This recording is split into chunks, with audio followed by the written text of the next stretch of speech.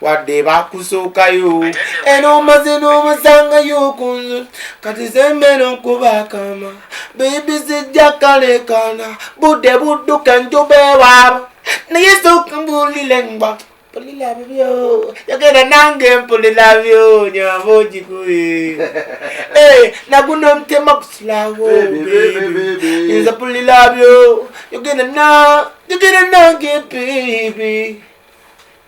Naguno omutema gutulawo. Listen to this. Pulira bebyo sikikwika. Olina eddoboozi lisotenga. Teryaliyinza kusi. Yadende bibanca bigenya. Baby wamanya nange nekutegeere tutone nufuusa. Love pumerera njivabira. Nawe. Sembe nomukubaka. Baby sijja kalekana budde budduke njuba ewaaba naye sooka mbulire ngba remember the day I got your number wagano tulabe nkugamba you said this itakudanganyana kukuyambe sikwengang yo kati kano kewanta nakasete nafuna mamubiri negwita my girl sikyalina nabakadda basooka wondiwa basula woman life unikuneta ya tiyo ma woman wababa maze yaman chechiro wale listed a Grenade oriotya happy and wise and moving straight. I know. Yeah man. I know. What keeps you moving, Grenade? God. Only God. Really? Only Allah does everything, man. Okay. Yeah man. You also have time to go to church, no gena ko church believing in Allah doesn't mean you have to go to church every day or believing in Katonda. Let me tell you, I'm going to get a masjid. Kadingenda kugamba. Omuntu kati kankubuzeeko buzanzo musiramu omuntu omusibe ali mukomera agenda kujja omuzikiti makomera wali emizikiti ngeri tuli Uganda tell me omuntu omusibe ali mukomera agenda di ku muzikiti kankubulye ekintu kimu webale teri kifo wano mu Uganda ubatagazetingira muntu wayinza kusabira ekiri kugambye even if I'm sleeping. Okay. Even if I mean, anywhere I'm, Allah, never ndi one is thousand, so mugamba Allah, but it's munchi kwasizo bakatonda, but it's munchi kwasizo. So, me, I'm a believer, and I always pray for my people, I always pray for myself, all the time. So, but changa na kwasa Allah, yamani. Walo tuka no gamba wale katonda sometimes doesn't exist. Okay, neighbors abasibi bo nabasibi.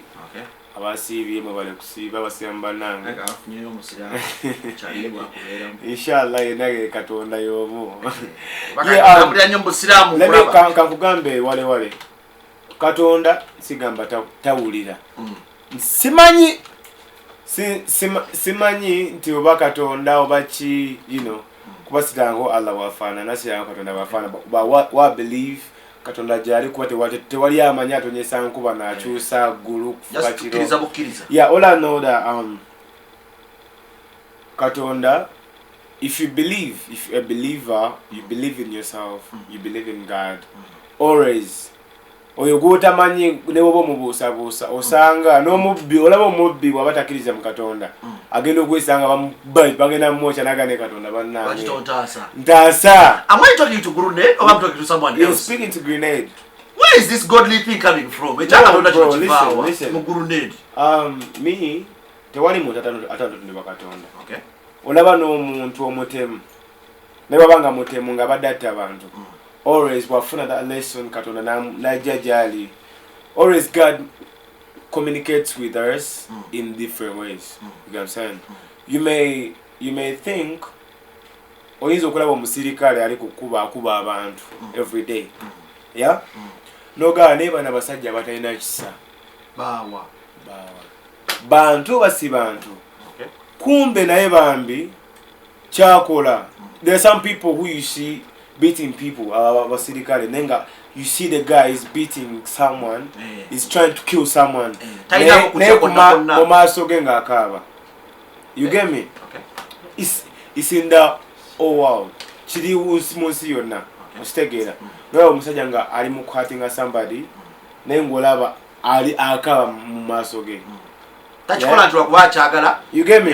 So Katonda ayita in any way. N'omuntu omubi ennyo era ayina watuuka naye nenyanga omuntu nagamba Katonda nakoze kino. Naye sa you know baba yakikoze nga ye era atuuka naye tona nagamba ne Katonda nsonyiwa ku kino kyenakoze ki? So tonenyanga muntu batujjajinga nga muntu yenna. You get what I'm saying? Ninakoma okukya Katonda ekyo kuba ndabye nnyina bingi byenja okufunamu. So kubuze ku bantu babendi. Abantu baffe mwenna nze ni musajja Munyankole tatange Munyankole. Of course in Munyankole you have to be proud of who you are. Okay. Mama wange Muganda. Finally you confess. Yeah, ni musajja Munyankole. Mama wange Muganda. Okay. So ndi musanyufu nnyo okubeera ku CBS ku radio ya Buganda era you know Abaganda bali too wise. Bagezi nnyo. Maefa Abaganda omayize nze ndi Munyankole naye era ngenda neki oli Musiraamu kati oli Munyankole mpuliriza nze ndi musajja mulala nnyo naye era kyonna kiri ku nti omuntu yenna Buganda ostegedde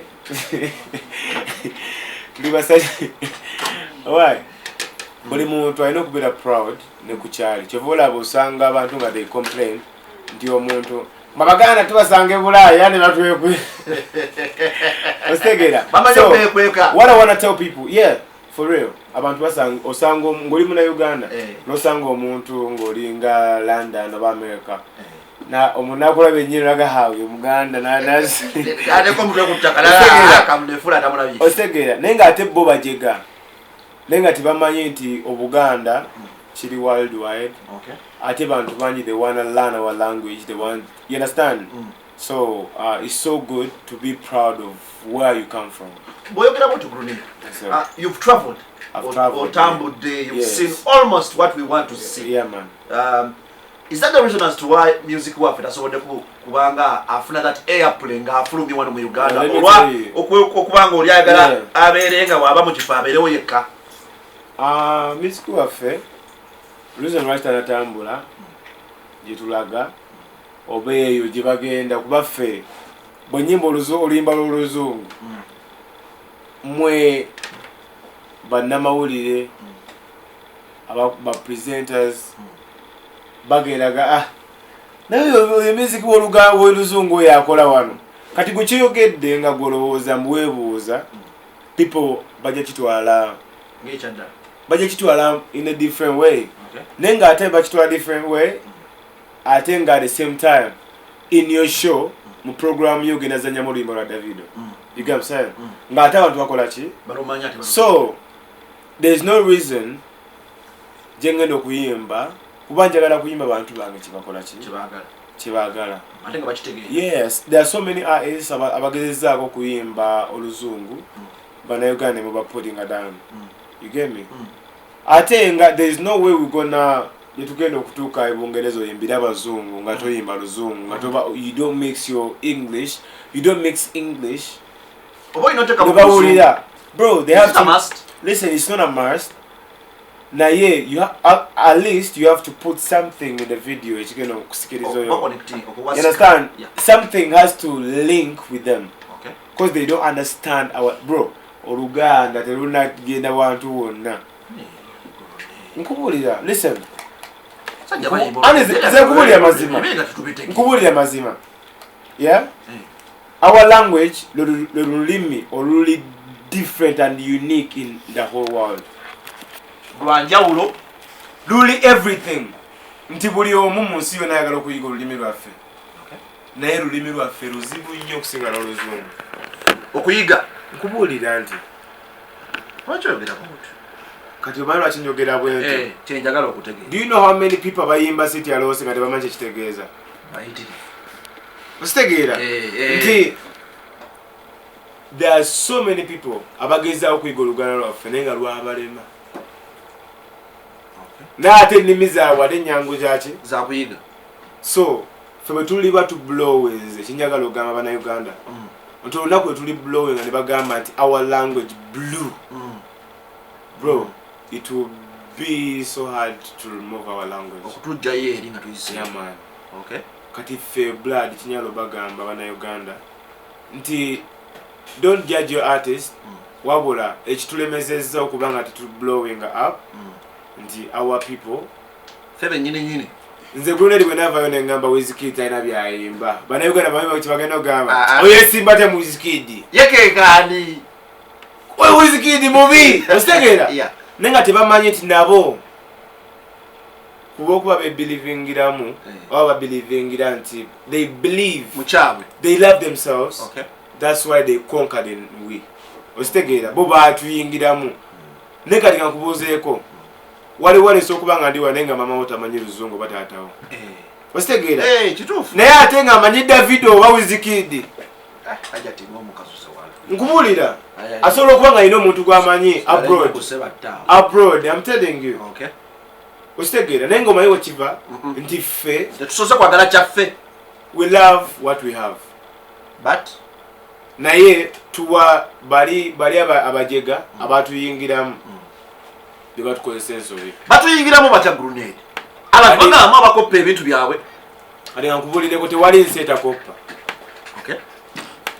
Kyova olaba nti twakeera ku makya nzijukira bajjajjaffe nti oba balina engeri gye bakommunicatingangamu ne bannaabwe bali abroad nti awandiika kabaluwa simana akateeka Ostegedde nti kati ebintu byakola ki ebintu byonna byakukoppa ebintu byonna byakuyiga kyova tugenda kusomera tukole ki tuyige.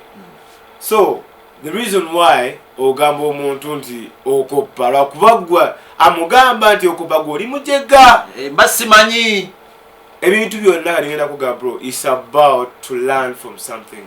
If you don't learn from something wale there are so many people out there abagala okubeera wale.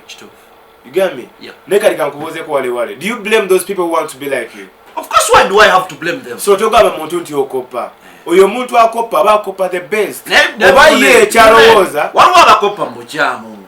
Tetugana kukopa. Kuba ne mugambe ko wale. Never blame. Listen. Never blame a person ayagala okuyiga. That's the reason why bozalo omwana toyagala kuswala nti tage abantu bakugamba mbi yagenze kusomera. Ostegedde abayagala kuyiga. But there is copying in a wrong way. No. Omuntu ayagadde okuyiga ne bwaba ayagala kuyiga mu bubi tomunenya abayagala kubaako kyayiga kikyalooza ekituufu kati mu maaso eyo Katonda ajja kufuna engeri gyamukola ki si mu maaso ate tulina kitereeza kati kugamba twagala kitereeza kati kuba kati Grenade otumuleka kugamba yeah even me you cannot stop me okay okukopa omuntu no but you don't copy nkubulira you borrow you don't know nkopa okay ngenda kugamba blood wale twakula nga mama kugamba tulye bweru okulya wabweru makagoli neyiba kibi ostegede twakopa kusulira kusomera batugamba tokopa munno nengola munnaye omuntu gwokopa abakusingako naye omanyi lwaki wali tudeko ate ngenda kugamba wale Grenade ovuga kakusale eti kakuvuga speed omanyi lwaki Museveni kabane sabasajja wano nkubuuziza ekibuuzo kikulira okudda alukomeo wele bibi nakatoleka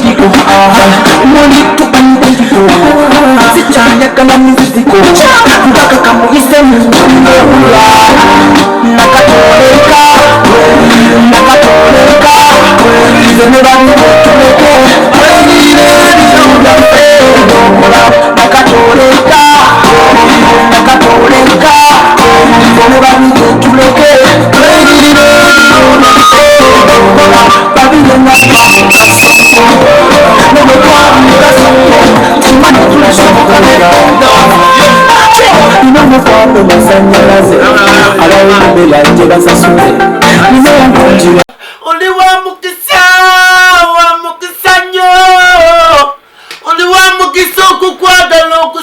banno naawe Bambanya mvuga okilembalas wale mvuga kubazi abalete babanga bazi sepola banera gamu siyagala awaye gwendo bozo ndaba mulosi malagagala tinayotadde nyala chokanga simalagagala tigwendo bozo ndaba mulosi malagagala bo yo baby olaba butufu lavu wekula bino byokola mukwano ndya butula Brand chin. Yeah, okay. Man. All right. Let's get up in Ochari Kumadu. So the big 89.2 CBS FM. Madison Night Radio. Bariko understand. Akampatia Dax Cartel Omuyerba. Ngambye kori. Green Daddy 7 kubuzi zako nyonda bila msajange Sunday. Nyakubuza kumsajange Kingston Nadiri. Na bila Idrisa Mshuza. Omanyo sija kumulamwa. Ozija kumulamwa esebo omanyi lwaki nze nekere sawa zino nezigulawo beef ne Wizkid ye Wizkid ensi ya Nigeria erimu abantu bameka bayitirivu bali bameka bangi sijja kugamba ensi yaffe erimu abantu bameka tuli mibala milioni 45 plus kali ngenda kugambako milioni 2 bwezigamba mbu Wizkid tulina kyogamba Uganda milioni 2 ezawana lwaki ensi endala tezikyogereko nezi nezigulawo any beef oba ekintu kyonna Nigeria bali mu milioni 213 neŋŋamba mwa Nigeria temuna kye mutugamba ensi yange nayo nengoberera nabaga temuna kye mutugamba olowooza abawiziki tebasobola batuwulira kuba tuyitaaga wano omanyi sente aba Nigeria ze bafuna wano mu nsi yaffe a lot of money so sagala kwogera bingi but Ugandans listen. What's the problem, Bruno? If you have your artist, yeah, oba no muyimbi wo no gamba mbunze njagala Eddie Kenzo fira ku muyimbi wo usitegeera always pay attention to your artist. Okay. You get what I'm saying? Kyomanya buli muyimbi omuyimbi wabanga alina move gyaliko yonna. Okay. Aba ina reason lwaki akoze ki agitandise agenda kuvaayo agambe nti bannanga I'm trying to ositegeera so always let's support ourselves. Okay.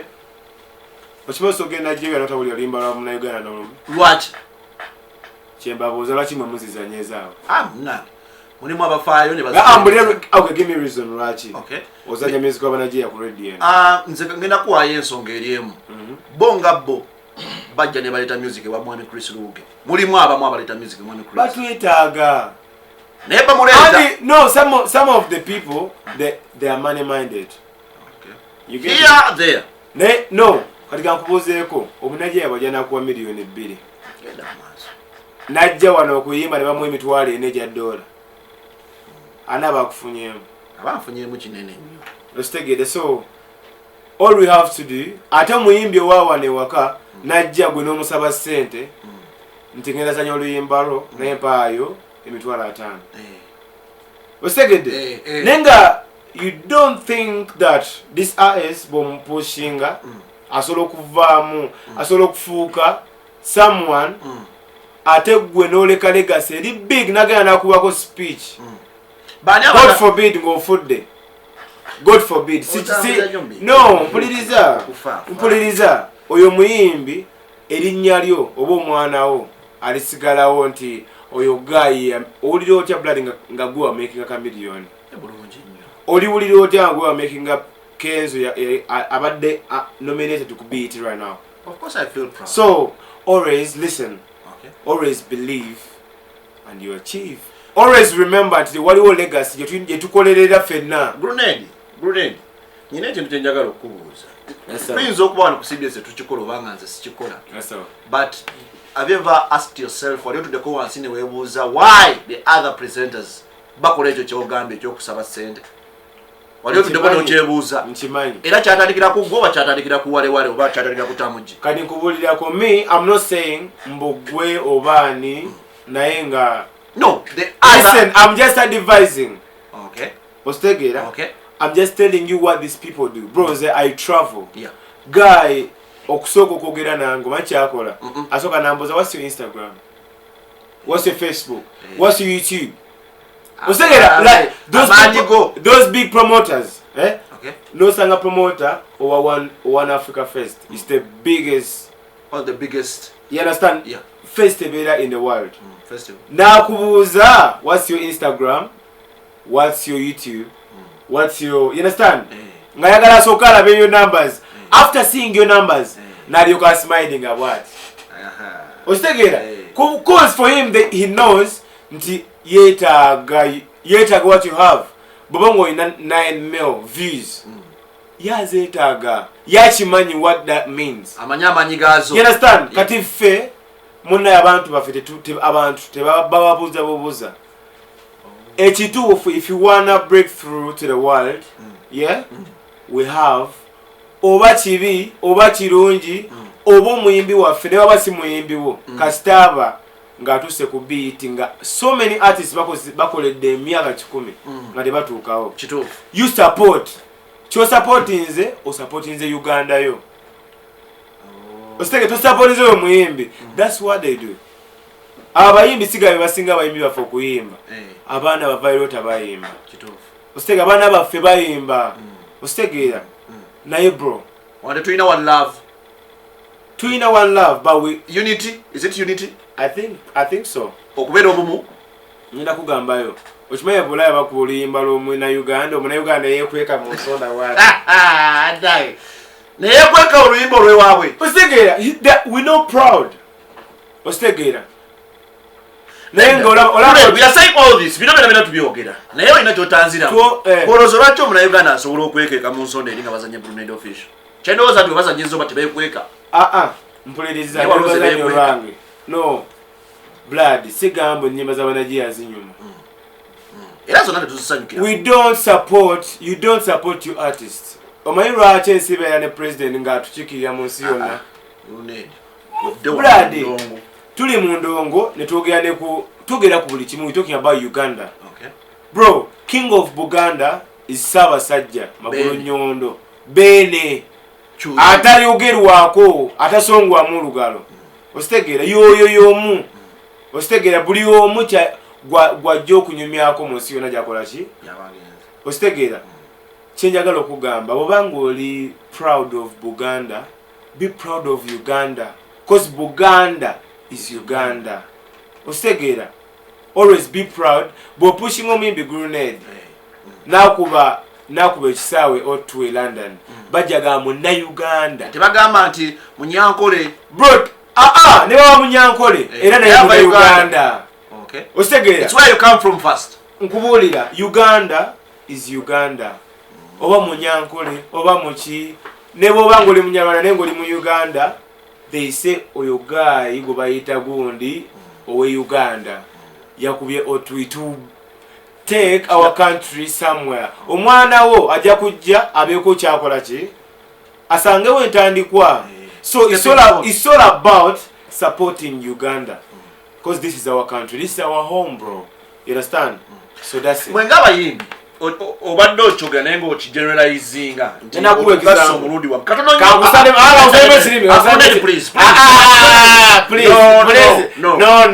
njala kubuuza ekibuuzo kino obadde oyogera ng'ogeneralizinga statement ng'okituluzaamu ffe side eno.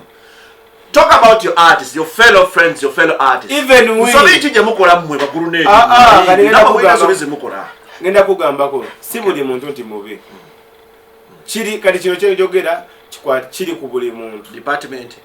Kiri ku buli muntu ffe we Ugandans. Okay. Ostegede yadde ne muyembe naye ate ne munaki na Uganda. Oba oli politician naye muki na Uganda. Ostegera. Okay. So this is we. It's not like, listen, sigamba mbu wale yeah ngenda kujja wano onsabe sente no Ostegera naye ejja kusanga omuntu akola ku CBS naye asabe sente nga ndi upcoming artist. You understand? Sigamba nti buli muntu muki mubi. Sigamba buli mu government ya Museveni buli omu mubi. Oba mu government. Listen, oba mu people power buli omu mubi. Ostegera? Always buli department mubamu omuntu omuki omukyama. So kino sikiteeka ku muntu yenna. But me, I'm just saying giving my opinion. If we do this, it may work for us. Me, what I believe in. You understand? Me, I believe if we support Uganda. You understand? Ono bayimba bubi nenga atuuse ku kintu kye twetaaga in our country kyongerayo ensi yaffe somewhere we should support that. Okay, you understand? Yeah, nze siri muwagizi wa mizanyo nze sizanya mupiira all my life biri ku music. I just believe, I just support what is good. Okay, ositegeera Arsenal bwe wangula wagira Arsenal ate mani bwe wagira nja kuwagira maniyo nze njogerera nze Grenade. So what I believe, always support what adds on your country or what adds on the future. Era mbadde nyayoyongere ku where it's necessary. You can't support everything. No, omayirwaki yogera bwotyo. Bro, ngenda kugamba Eddie Kenzo was the first artist okubeera nominated in the Grammy. Mbulyayo omuyimbi era abadde nominated mu Uganda ku Grammy. Omanyi avuka be bayita abava Bulaaya? Anti bava Bulaaya. Bro, listen, no. Bro, listen to me. My brother, oyogedde nti abava Bulaaya. Just erinnya oyinza okuba olitutte bubi. Mpuliriza naye kyogamba lwaki nze sibimanyi. Oli muyimbi wati oli muyimbi. Oli president, right? Nze ni muyimbi. Nze Kenzo yasoose okumprovinga nti you can be gwe nominated in the Grammys. Nkwagadeko gambye gwe. Nkubulidde. Ostegedde naye okimanyi wale oyinza okuba oli president naye I may be nyinza okuba ndi updated okusinga. Sigama mbundi. Baade kubakati. You understand? No, I'm telling you, when si byakweragako. Tekirina kugamba mbu Eddie Kenzo baki bwanga baali, it's a great thing. You understand? But if now we know that it's impossible. Okay? Nyinza okufuna omukisa gwange nengamba naye nengatagata ku internet nembeera nominated ku Grammys. If bwekibanga kitwala Uganda ne bagamba mbu Uganda nga ndi muyimbi omu nga mulimba Burna Boy, mulimba Jay-Z, mulimba Beyonce, bro. Abayimbidde banga nga nze Grenade mbadde nominated in the Grammys. Nga tebagamba Grenade mbu okuva ekireka. Grenade okuva ezana. Bagamba Grenade muna Uganda. Ositegeera, so it's better we push our country. Ositegeera. Bajja kutuuka ekiseera nga they don't disrespect our language. Okay. Chogamba omuyindi mbu abasimanya aba Nigeria. Mbu bayogera mbu edibo. What is edibo? Nze kimanyi naye what is edibo? Sikimanyi. Shayo, what is shayo? Sikimanyi. No kimanyi tuyimba wane biyimba byaye. Adidibo shayo, what is that? We don't know. Naye wogamba olowooza tebanyumirwa nyimba zaffe. They do, but we don't give enough to what they... Kakubuza ekibuuzo Grenade. Oyina byoyogera naye there's someone who has sent me a message wananga wale. Yes, Grenade ina points zaisaawo. Nenja kulya ku mentality ya Grenade in case afunye that opportunity esinga n'omuntu. Ekatanonyo lindako. Asinga nyo omuntu ali eligible okuyamba industry eno. For example, lindako omuntu nga ava mu government wakati. How best can we use the Ugandan government to stimulate the Ugandan music industry? Let me catch you there. We don't need the Ugandan government. Tetujetaga government. Never. We don't need the government. Anyway, we don't need them. Me as Grenade, I don't need them. But you're not the industry. Listen, bro. You guys are mubuza abantu baffe, bro. Our Our fans are powerful than the government. Because our people are the government. Okay. Ostegera chovola ne government eddawa abantu. Majiga abantu. Olaba ne government eddawa abantu enonya abantu. Now this is about Ugandan people. Okay. Chovola president agenda wansi n'agamba abantu bange nkola ki? Ostegedde kuba baafuga. This is about Uganda. Bro, this is about Ugandan people. bro BT listen to me bro BT bwegamba omuyimbi agenda oweza comments 12 bwe tugenda owa award chogaba ana bagenda oteka comments bana Uganda wali Grenade ekyo kyoyogera government obojetaga in case singa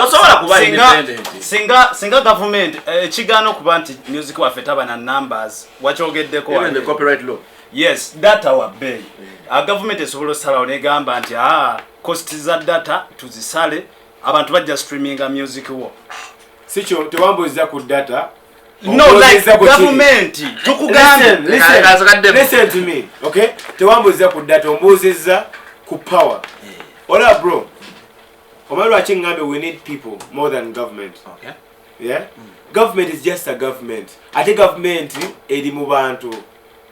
Kubanga leka kubuze choga kubanga gwe president oso kwefuga nga abantu bali tebaliwo. Era president aba president Burundi. Ofuga abantu afuga fe. Omanje tuita structure.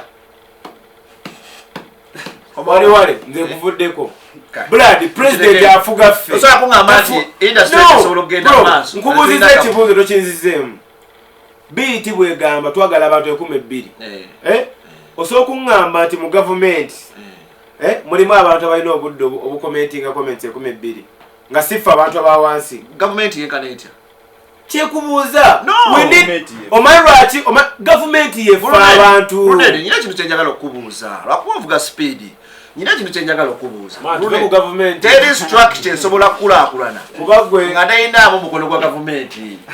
Government, what is government? Government is we people, bro. Okay.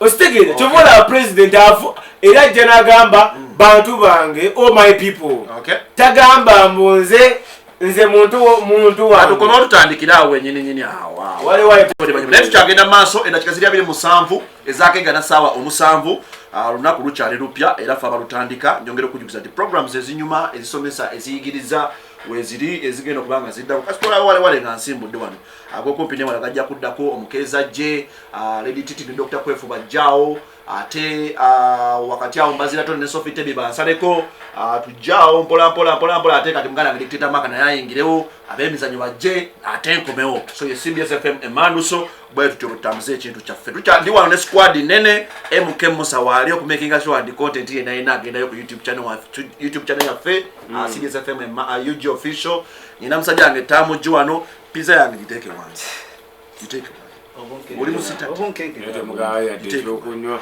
nina musajja wange yalemererwa ekata yagenda okubeeki ekata ekintu ekiganda nasala wajja akola obwa DJ mu swanga uyawo naye wali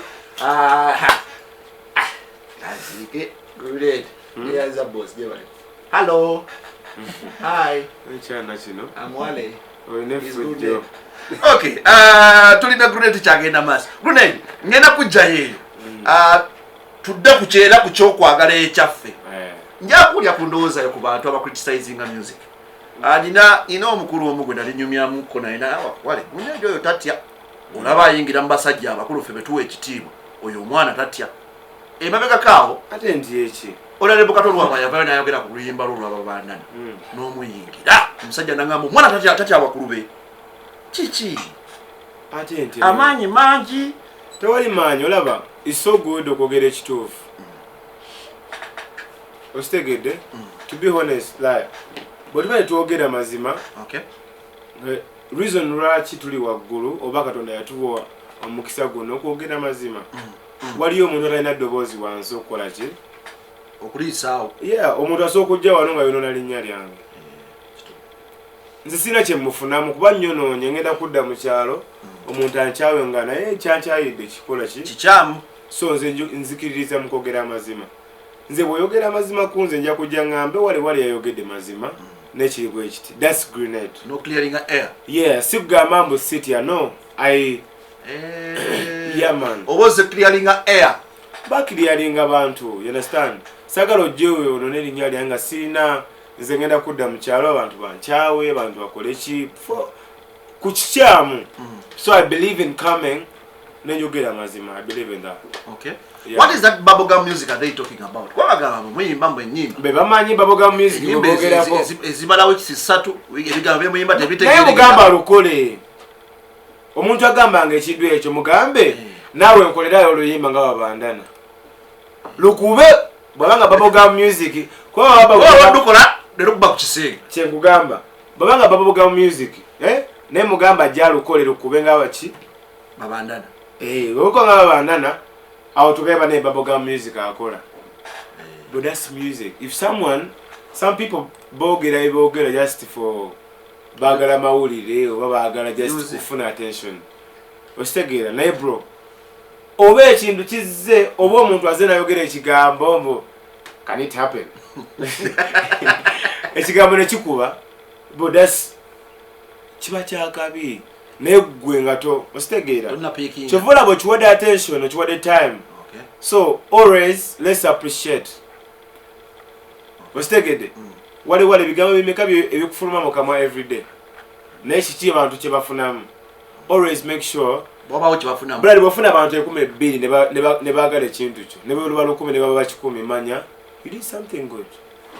So yeah man, so abantu abalina negativity in someone's sweat ngate you know ze ulimba babandana paid me kyoga omuntu amaso okutegerera abantu emitwalo 5 never and yero inzo kubanga yayina kyalulabamu naga yamanyi our generation is going tewali generation egenda eyabwe yabakadde eyaffe yabato so kati ffe twagala bubblegum music ababa ebo yamuyita ffe kutwagala sikyo mwenda ffe twagala bubblegum music ffe tuli bato tuli bubblegum naffe tuli tuwa ku myaka gyabwe tuligamba ati ostegedde naye buli omu abaako nawe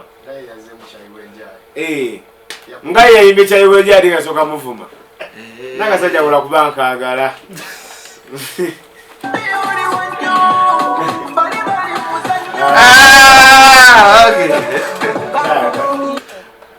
Agamba atya musajja wange Salomo Nasabya Ruhanga enaggulu nkubuuzizaako nnyo webale kubanga weekuumidde ku mmandu so agamba atya Dr. Kukibaate Makindyawo nkubuuzizaako nnyo in a special beautiful way wale kubanga okyatambula naffe. Now Grenade nga nkyali naawe tulina wano eddakiika zo ziri 3 tunagenda mukumulamu. Let's look at let's look at the issue of management. From one management to another, then come back to one management to another. Chichi, gwa muzibu wa kumanaginga oba abantu abagala kumanaginga tebakola bibakola tebabitegeera. Kyogamba kambabuuzeeko. Buuza. Mbulirayo business etalina manager. Jeziri. Jeziri. Mbulirayo business etalina manager. Nebweba business nga talina manager. Era omuntu ajja n'agamba nze manager wa wano era nze nannyinibo. Bigambo? Si bigambo, oba kiri bigambo kubanga nze mbadde ne management. Yeah? Mbadde ne management naye nga there is no contract. Nsitegedde? Memorandum of understanding. Just so listen. Chali wange buli kimu kibaako management ebanga bona afuna omulimu ogwo n'oguva kyogamba bolinya bovuga boda wala omuntu avuga kagaali nava kagaali n'avuga boda lwaki temubuuza lwaki wavudde ku kagaali ate nga kakasinga anti ekyo kirala kati always listen ekyo kirala mpuliriza muganda wange omuntu aba alina okuddako kukiddako ositegeera me I'm not here to okuvumiriza gye nabadde oba gye nali oba gye okuvumirira ositegeera always wabawo katonda kyeyakutegekera enteekateeka za mukama katonda ositegeera so byonna biri ku nteekateeka zaani za mukama katonda kuba ze ndaba abantu benanyigira nga bakubye hiti nga sinakuba hiti nonyiga nga nze ndaba nyambala okubasinga ndaba nyimba okubasinga ne zaali nteekateeka za mukama ki so yali time ositegeera. What if you're the problem to manage? Problem, can you give me a picture? No, kuba toyiza kubango oli wano uyo mu hustle management ato jiwava ate no dai ate no vajo katukome otandikira awo nyinyi awo nyina kubuuza gwe what is the problem abakumanaginga batamanyi kye bakola oyo the problem Grenade. There is no problem.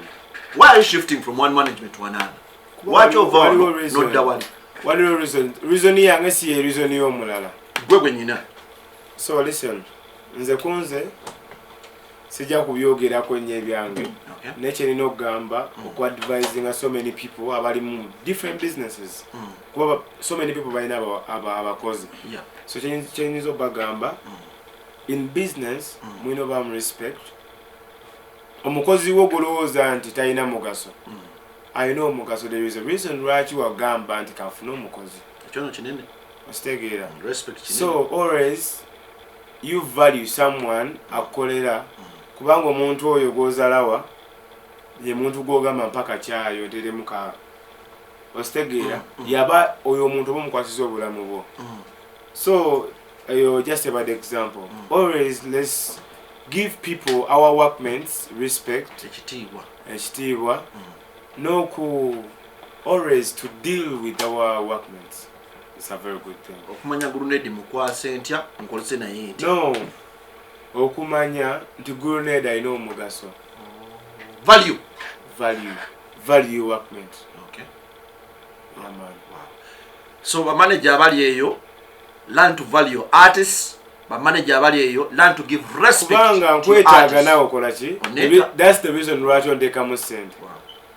That's the reason osasula buli mwezi. Stegera reason lwaki nti nze wale I entertain your people. Ostegera kyengamba. Ostegera. So nze kiyinza okugamba nti buli muntu ku nsi kuno alina omugaso. Yeah, man. Okay. Yeah. Do you feel disrespected? Most especially n'abantu bokulana. Ndi muntu. Kuba nyinza okuba nga ndi muntu nga njagala nnyo ate nga bwe njagala abantu benjagadde bo balowooza okundisrespectinga. It's the only way to control me. You get me? Naye always manya nti omuntu yenna bw'omwagala bw'akwagala nawe n'omwagala back. That relationship will never end. Together. So always let's value our workers or our business partners. Okay. Yeah, man. Do we need some training when it comes to the management? We don't have to. What is management to you? It's something big. What can you explain to the management? people? Nze mundowooza yange wemba nina Grenade. Nze okusinziira ku kye nasoma ekya management. Ntuuza Grenade ne mmanya kikyayagala okufuuka. Ne making sure nti trying my level best. You're making sure to achieve my goal. Yeah. But you don't have respect for me. You don't show me that, bro, you can. Ostegera always ojja kujja onsange nga mbadde neerabidde okusiimuula wano okuba olwi. Ostegera ongobe. Naye ng'osanga nti bwewandi advise nze noga bro next time nja kugoba. This is like what? Ostegera. So let's always give respect our workers, oba respect our business partners, oba value omuntu munno yena gwolina naye ekyokola kyonna. Oba akoze ensobi, oba always try to, you know. So tewali muntu ali perfect. Yeah. So kastomanya nti tewali muntu ali perfect. You will always keep your workers.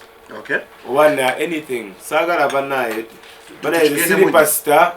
Manyambe temunjogeza nnyo naye nze kyekyensobodde. Edda Grenade eno statement gyokoze banawe nkyagadde nti toyina muntu gw'okubye naye otugiddeyo elements zetubadde tunoonya. Yeah, man, that's it. Amazima gali nti there are so many rich people nga they don't respect their workers. Ng'omuntu ali awas akusabira kufa. Naye nga mukozi wo talina kyakukola sente z'okwakola ki azeetaaga naye nga gwe ng'omuntu gwe wessa abantu bessa omuntu n'otuuka n'omubonyabonya n'akutta naye nga tomanyi why. Naye nga just naye nga ye akwagala kulloga mwana he's a good person oba she's a good person naye kino kyakola sikola ki. So let's always respect omuntu yenna akusemberedde mu bulamu bwo and value them. Trust me, everything kijatambula bulungi. I love that. Gune management is always by user. I'm sorry to ask. Buli muntu user ku nsi kuno. Okay. Yeah, man. Kuba buli omu ayagala kuyitawo, buli omu ayagala kubaawo. Stegera kyova olaba z'ovuga emmotoka n'egwa oba n'etomera. Nokola kabe. nenjivaako sigenda kugyesibako omubanzi nviireku emotoka ositegeera. I will find a way of getting another way to move ositegeera. So kyenjagala okugamba teri muntu ali perfect, but let's always find a way to see our mistakes n'okulaba what can we do to keep our businesses. Okay. Ositegeera.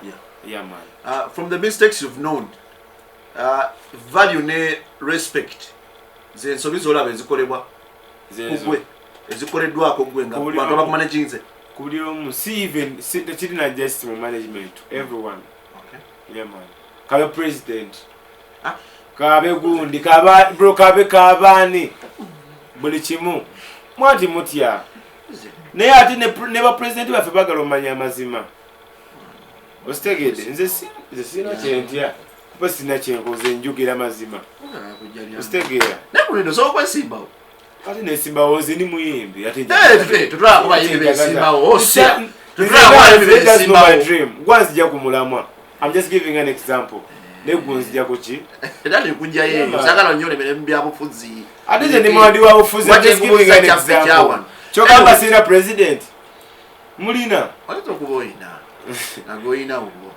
Anyways, Grenade nga tweyongeddeyo katono nnyo nina eddoboozi wano nafuna wano katono nnyo neddoboozi lye nafuna wano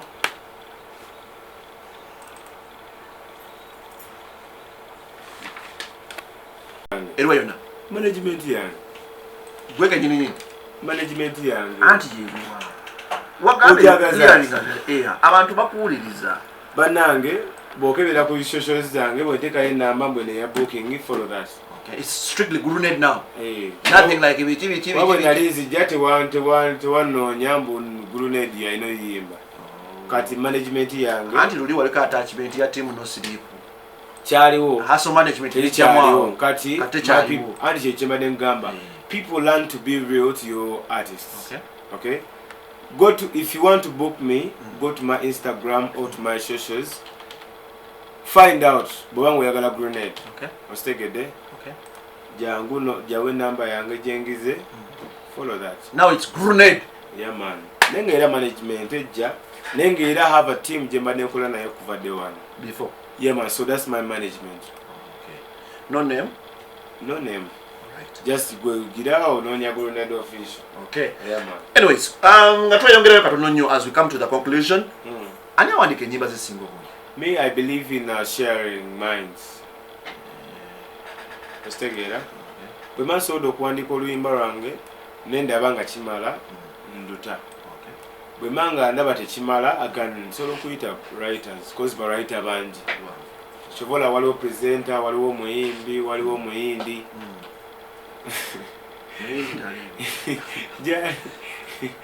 Ostegera. So always believe in sharing. Ostegera kyakabinyo by the way. So you engage other writers. Kyobola Rihanna asobola okugamba nze nja Thames yabawandiika albamu yange. Ostegera ate neseeringa ye nagifunamu. So always nze kyenzikirizamu ennyo bwe ndaba ekinnemeredde nsobola okuyita munnange tekinswaza. Siswala okugamba mbu picha Dr. Ben yaluwandiika oba babandana, you know. So always it's good to share. Yeah man. Waki Dr. Brain ayogera bwati?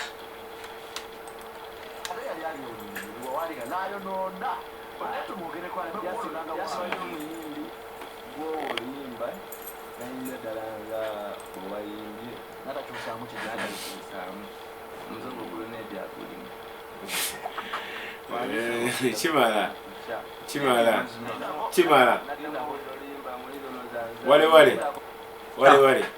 That is Dr. Brain. Go konyeko wa picture. That means by the mbade sikiwuliranga ekyo. Ostegedde? Really? Yeah, mbade sikiwuliranga. Yali wano kumando so awulidde kakubuzeeko.